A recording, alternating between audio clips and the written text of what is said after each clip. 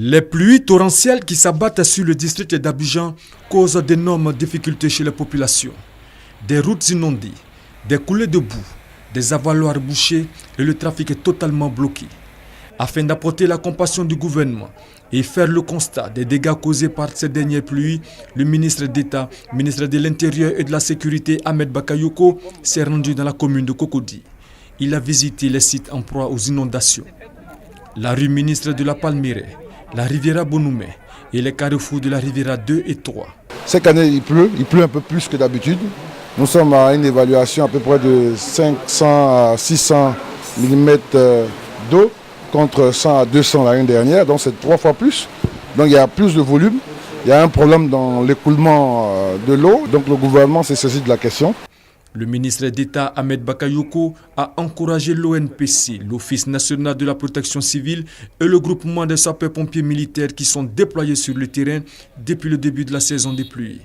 Il a invité la population vivant de façon générale dans des zones à risque de bien vouloir prendre des dispositions afin de libérer ces sites. Un plan d'urgence sera mis en place pour faire face à ces problèmes-là. Encore lancer un appel aux populations qui savent qu'elles sont dans des zones à risque, qu'elles puissent déménager le temps de la saison des pluies. Et le gouvernement, donc, dans le cadre du plan d'urgence, va adresser toutes ces questions-là. Au niveau du groupement des sapeurs-pompiers militaires et de l'Office national de la protection civile, des dispositions sont prises. De nombreuses maisons étaient prises par les eaux.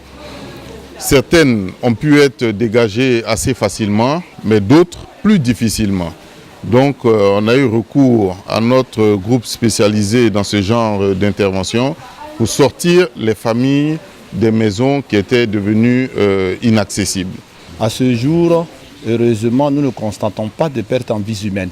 Donc inviter la population abidjanaise, mais au-delà, on a signalé des cas à San Pedro, à Fresco, à Dabou. Demander à toutes ces populations-là qui sont dans les zones à risque d'évacuer les lieux. En cette saison de pluie, toutes les équipes techniques du ministère d'État, ministère de l'Intérieur et de la Sécurité et du groupement des sapeurs-pompiers militaires restent mobilisées de jour comme de nuit pour secourir les populations du district d'Abidjan.